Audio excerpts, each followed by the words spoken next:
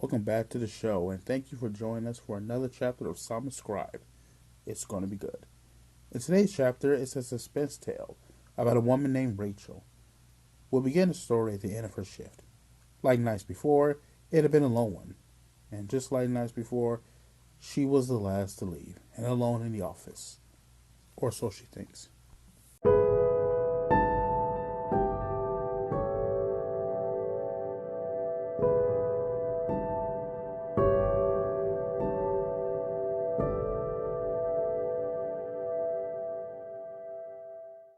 Rachel was just finishing her day. Her last report was done and it was time to head home. She looked around and gave the place the last look. She glanced at her watch. After 10, the kids had already had dinner, or whatever their father considered to be dinner. Something like leasing spaghetti and hot dogs. Poor thing. This would be the third day this week she had to work late. Hopefully, this wouldn't go on too much longer, as she and her husband had discussed it before, and this was not the life they'd pictured. She had 2 beautiful daughters and hated being away from them this much.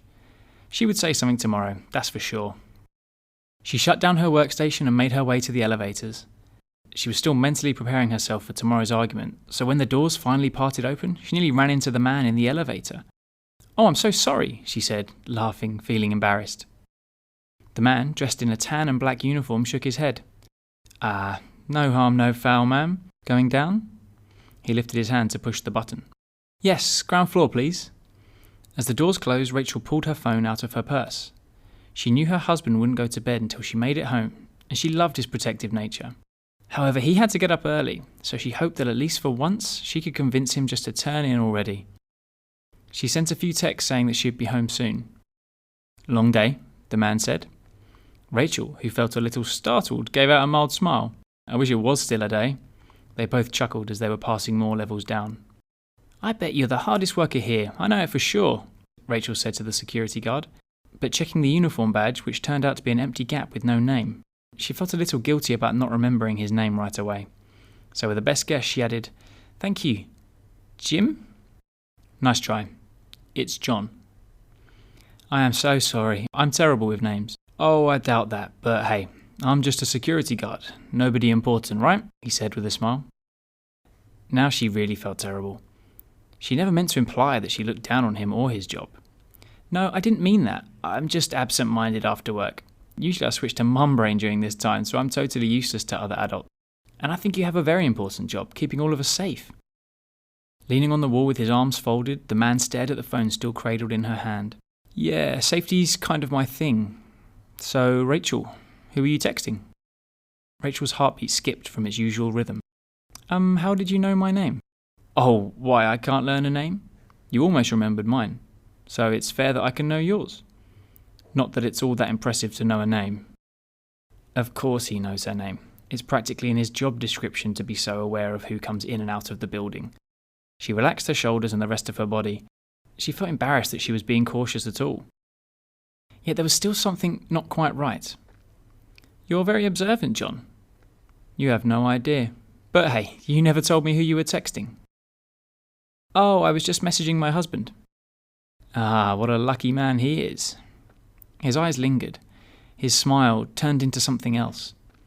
The off-and-on nagging feeling grew into a pit in Rachel's stomach.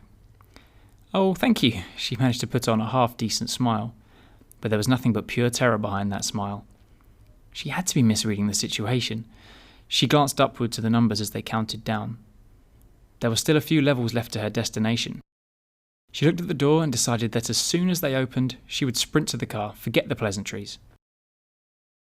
He must have picked up on her intentions as he moved from his corner and stood directly in front of the elevator doors, blocking any escape. "You know, you could be a little nicer to me. I did pay you a compliment after all. It's not like I'm being unreasonable or anything, just having a polite conversation. There's a lot of women who'd feel flattered. The humble ones would even be grateful. I'm sure your husband—" "He's downstairs," she said, cutting him off before he could finish. With a raised eyebrow, John looked at the phone again. "Oh, really? He's downstairs. You mean right now?" She swallowed hard. Why did she lie? She couldn't possibly prove this, despite the fact that more than anything she wished it was true. She studied his expression, trying to figure out if he'd bought it. It was now her only concern. Unfortunately, while she studied him, he must have been doing the same. Eventually his look of concern seemed to soften. "Well, in the case I meet him, I'm sure we'll get along great." She tried to hide it, but at that moment pure terror etched along her face. It was something he took notice of. Her ploy had failed and he'd called her bluff. And now he was smiling? Mentally she looked at the scene she was in. It was night, she was nearly alone in a very large building. Her only companion could very well be her assailant. They were alone on an elevator, with one way in and out, and he blocked the door. Maybe if she... But she pushed the thought down the line of desperate decisions. In what world could she overcome him? The man was at least twice her size. No, she couldn't afford to think that way. Please, God, please. For a brief moment she felt peace, then chaos again. She looked at John, still smiling, and then above him at the descending floors. They were now 3 levels from the ground floor. She had seconds at best. It would need to be enough. She shut her eyes to the darkness and entered into the light. God, I know you can hear me, even when my lips don't move. I know my thoughts are an open book to you. Thank you for my life. Please, if it be thou will, let me keep it. I don't know what this man or my enemy has planned for me, but I know nothing can happen to me without you allowing it. I want to go home to my husband and my beautiful little girls. I want to be safe. I want to live. So please, Lord, protect me and let your will be done. Ding! The chime of the elevator greeted her as she opened her eyes. The grin and smile of the security guard also awaited her. "Well, here we are," he said as he stepped off the elevator, motioning her to follow. "Let's not keep your husband waiting." She stepped forward on command when in a moment a plan unfolded. She was confused at first, but decided to have a little faith. She smiled. "Will you be walking me to my car?" He looked stunned by the apparent change in her behaviour. "Why not? Of course." "Thank you." To his great surprise, she followed closely behind. He was so pleased with himself that he didn't realise that her steps grew slower. The distance got wider, and she took several steps back. He decided not to push his luck. "Well, this has been fun and all, but I think I'll just..." But he was too late. By the time he had turned around, Rachel was back on the elevator with the doors closing. "No!" He made a hard run for the door, but only met with cold metal.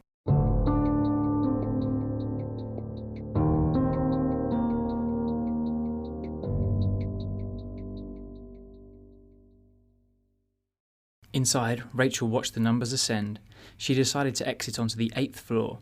First she wondered why the 8th, but then understood that she didn't actually have time to question it. Within a few moments the doors opened again. Before she exited, she paused and reached back inside to press the top floor. After the doors closed and she watched the elevator ascend, she thought it was a good time to call the police. "Wait," she heard, but from within herself. Why wait? This was the perfect time, she thought. But the action remained firm. Not only that, but she felt compelled to hide. She hesitated, but found a nearby copy room to step into. She pulled out her phone just before the elevator started to move again. No, it couldn't be on its way back. It was already the second one coming up. It was John. He'd found her. He erupted from the elevator in almost a sprint. From where she hid, Rachel could still see him. Why did she pick this small room to hide in? If he looked around, even a little, he would see her. She shuddered at the thought of what would happen then. Looking at him again, she could tell the act was over. She could make out his clenched fist as he stared at the ascending numbers above the doors. When the elevator stopped at the top floor she selected earlier, he went back into the elevator. She was being hunted.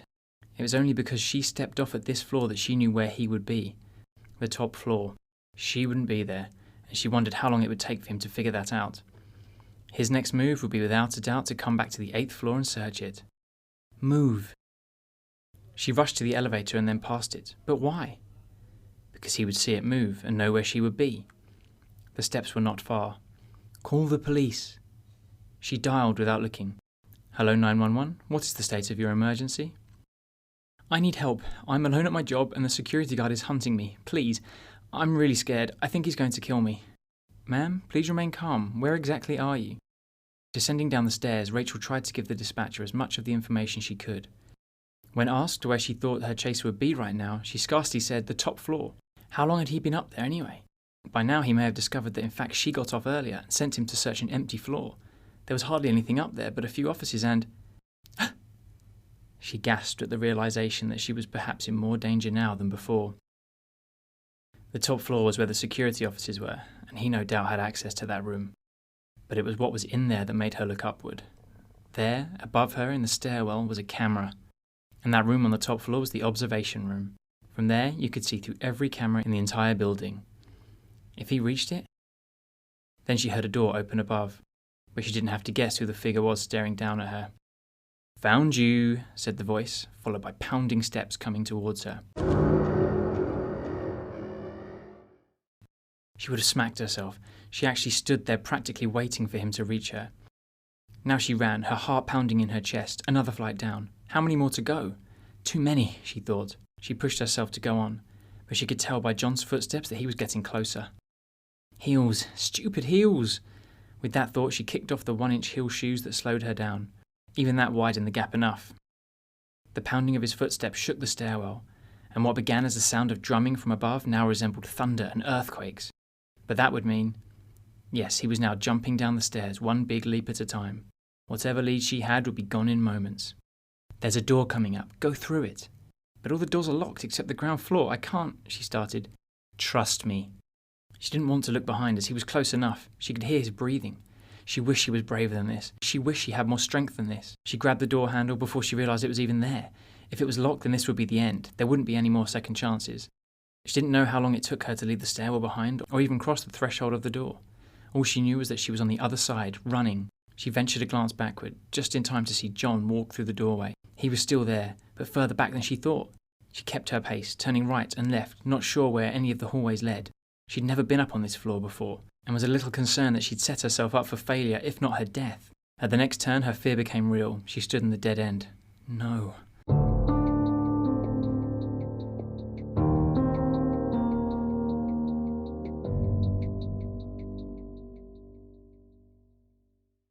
How could she be this far ahead, John thought, if he followed the trail the woman left. He had her close so many times. She was an inch out of grasp, but never closer. He should have caught her in the elevator, should have known she would trick him and get off on the 8th floor but make him think she was going to the top. Of course, she wasn't that stupid, but it did allow for him to get his bearings. He got access to the security cameras and found her trying to get away on the steps. Again, he could have caught her there, but one of the doors was left open. How could she have known? There seemed to be some sort of movement on this floor, but he was positive they were alone. So all this would end soon. She wouldn't get away from him this time. He knew this floor and both the stairs and the elevators were behind him. A mix of anger and excitement fueled his grin. He reached for his knife and flashlight. She won't be able to run this time. Some sound caught his attention. Was it something in the next room? That was the main conference room on this floor. It had no other way in or out than the one doorway he was approaching. He took a peek inside the darkened room and fixated his eyes on the silhouette figure in the middle. He knew it. She was trapped there with him. With all pretext gone, he strolled into the room. "Are you done playing games, Rachel? I should be mad, but..." The lights erupted and the entire room was illuminated. The door he just walked in slammed behind him. They were not alone as John thought they were, far from it. The room was filled with people, none of which he knew, but they all surrounded him. Their faces were a mix of shock, anger and disgust. The man that shut the door from behind was a foot taller and with a ruddier face than anyone else present. The now terrified security guard looked for another exit before remembering that there was none. Then he thought of Rachel and feared of what she'd already told them. She stood next to one of the men with her arms wrapped around his. She stood firm. She wasn't afraid of John anymore. Who was the man whose arm she clung to? He recognised that look. It was a look that could kill. However, John glared right back into his eyes, almost daring. "Oh, wait, I don't know what you're doing here or what lies that woman told you, but I'm only doing my job here and you are trespassing." Desperately, he brought the knife up from his side just in case he had to fight his way out. Seeing the knife, the man nodded and withdrew something from his hip. It was a gun. "Don't tempt me," was all he said. 15 minutes later, the police were reading John his Miranda warning. They were still making their way round to take statements, and they were going to give Rachel a few more minutes to get her calm. However, before any of that started, there were some things she wanted to get her head around. Her husband had just finished giving his account and was on his way over to her with a cup of tea in his hand. "I still don't understand how I'm still alive." Rachel accepted the tea, and her husband sat beside her. "Well, what do you remember?" "I remember being afraid, not terrified. I knew I was going to die. But before I got off the elevator first, really before we ever stopped, I prayed. It was all I knew to do. And just before the doors opened, there was this plan that I know I didn't come up with. It was simple enough. All I had to do was first pretend he had my cooperation. That threw him for a loop, I think. Jump back on when he wasn't looking and go up a few floors, and trick him into going up further on his own. I made it to the stairwell and managed to call the police, but he found me in almost no time. He was so close. I ran and saw this door like I was led to open it. I couldn't believe it was open, but then I was trapped with him on the same floor. I thought I was going to die in that room, and then you were already there, hiding, and about 15 of our friends, including my brother. You were all there, waiting for me. Why? He sighed and moved his hand to cover hers. You are the best wife and an incredible mother, but you are so busy. Do you even remember what tonight is? For a moment she was confused, but when the date finally dawned on her, she cracked a smile. He brushed a strand of hair from her face before wishing her a happy birthday.